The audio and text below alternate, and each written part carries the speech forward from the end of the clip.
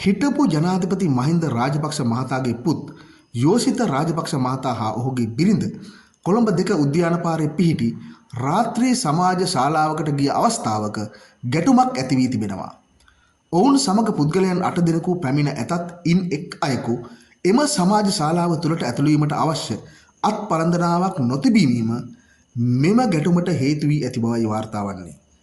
ආරක්ෂක අංශ නිලධාරියෙකු අත්පලන්දනාව ගැන විමසීමක් කළ අවස්ථාවේ බහින් බස් වීමක් සිදුව ඇති අතර පැමිණි 8 දෙනා මෙම ආරක්ෂක නිලධාරියාට පහර දී තිබෙනවා.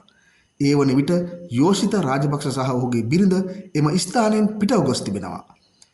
සිදුවීම සම්බන්ධයෙන් එම සමාජ ශාලාවේ හිමිකාරිනිය පොලිසියේ පැමිණිල්ලද කර ඇති අතර පොලිසිය විසින් එම ස්ථානයේ ස්ථානීය පරීක්ෂාවක්ද සිදු කර තිබෙනවා. පහර කෑමට ලක් වූ ආරක්ෂක නිලධාරියා රෝහල් ගත කර ඇති බවයි වාර්තා වන්නේ. යෝෂිත රාජපක්ෂ මහතා මූල්‍ය විසුද්ධකරණයට අදාළ මේ වන විට අධිකරණයේ පවතින නඩුවක චූදිතයෙක් ලෙස නම් කර ඇති අතර අප මත නිදහස්ව සිටිනවා.